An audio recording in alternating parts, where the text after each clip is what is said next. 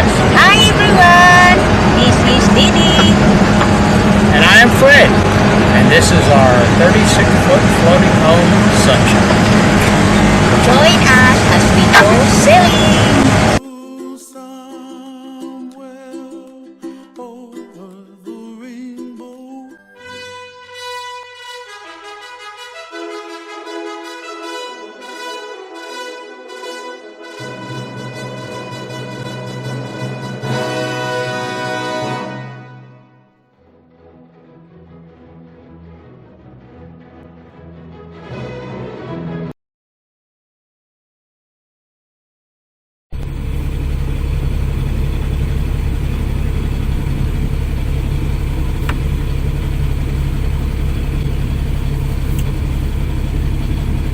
Hello again, everyone.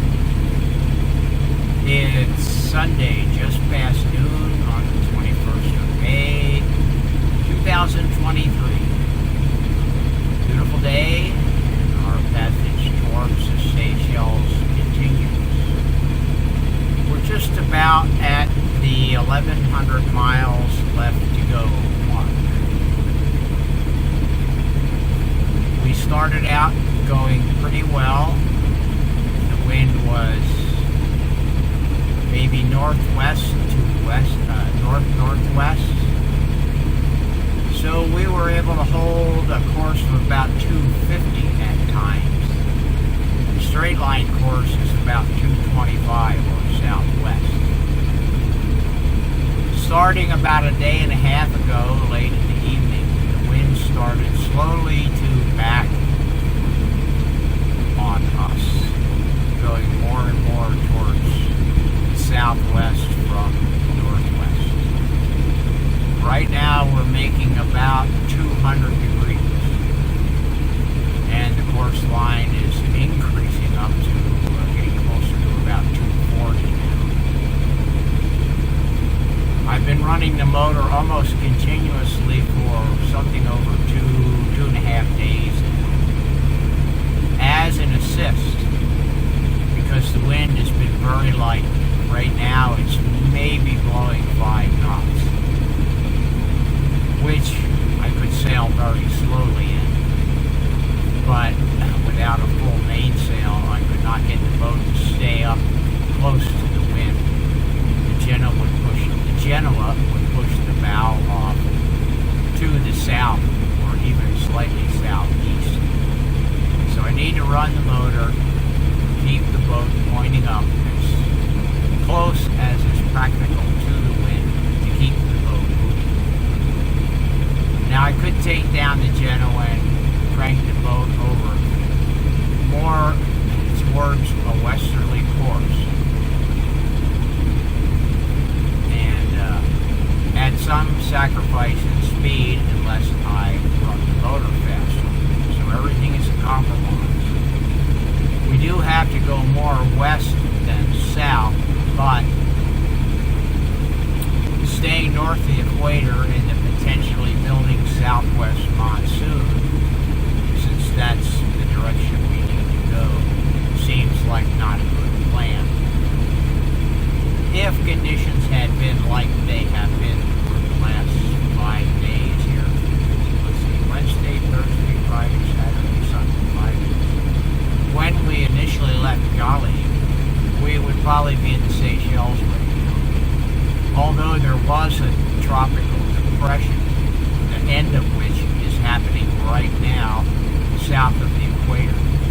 I'm not sure if or not we might have had to tangle with that. Hard to say at this point in time. However, that's well to our south and dissipating according to the forecast by pretty much being completely gone tomorrow. And in either case, it's hundreds and hundreds of miles away from us. One pleasant surprise is when I found out, because I've been paying a lot more attention to fuel consumption rate, is with the motor loping along here, I don't know, it's probably something around 1,600 RPM, little 3-cylinder, 30 horsepower diesel. It's using less fuel than I expected.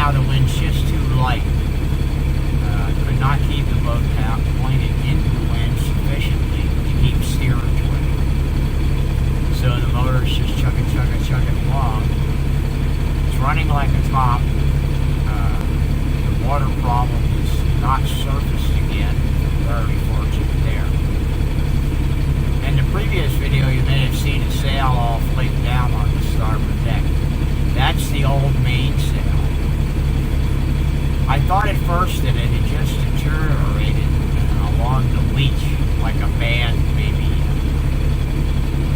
200-300 centimeters wide, along parallel to the leach. But got it, started inspecting it, and found out that the upper, maybe 80% of the sail, the fabric was so deteriorated that it had a strength slightly greater than a dry paper towel. It was quite easy to rip the sail by hand. It took virtually no effort. I'm not sure if that's the warp or the weave, and it was easy to tear on, but in any case, it was quite easy to tear. The foot of the sail and the bottom panel were still in pretty good shape, so I managed to salvage the material. And of course, the fucking camera falls over. Now, why did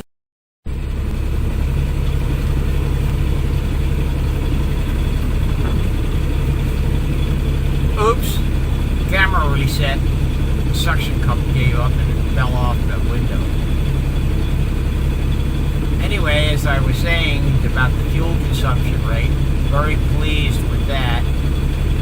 We got 250 liters of diesel and had about 40 left on the road, so real close to 300 in total.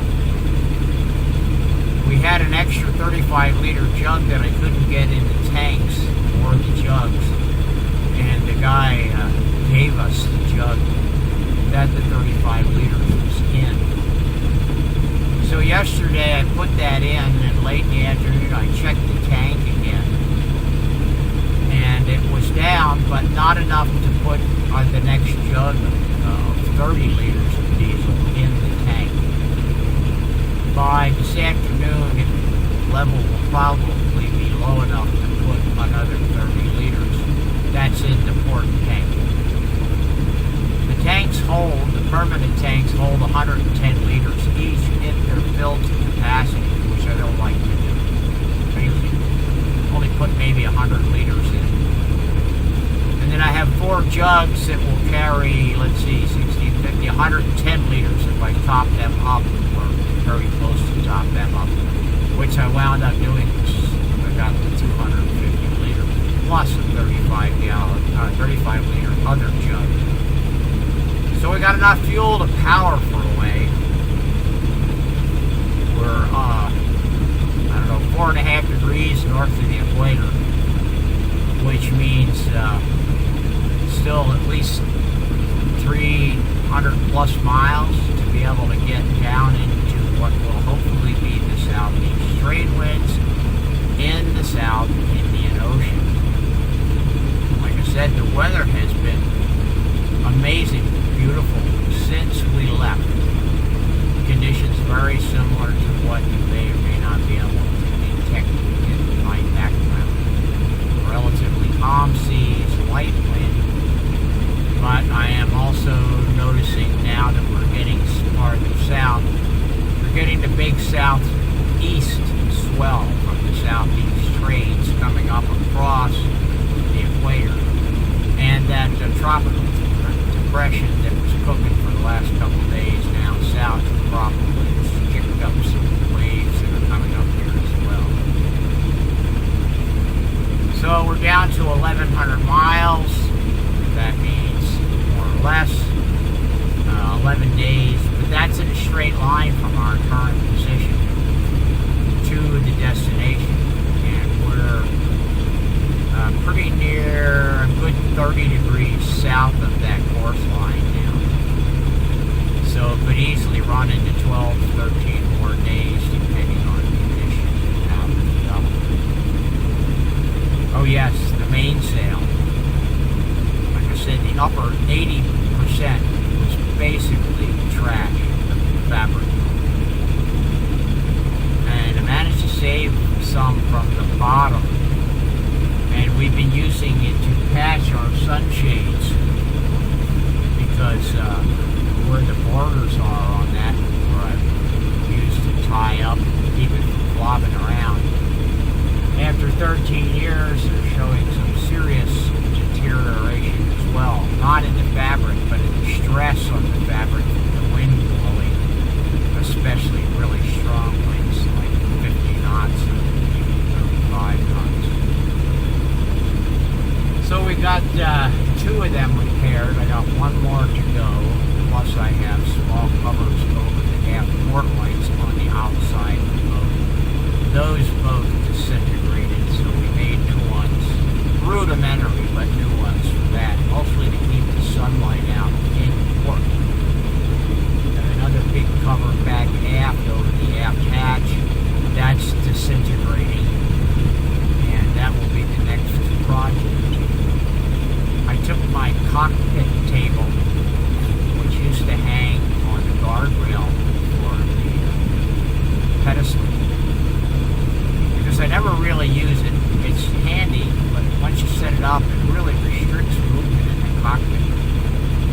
think I've used it since maybe the last time when I went through the Panama Canal.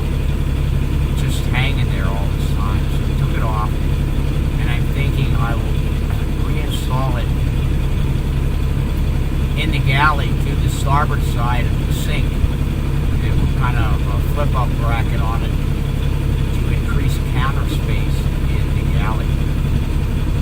Although with only two of us, that's not often needed.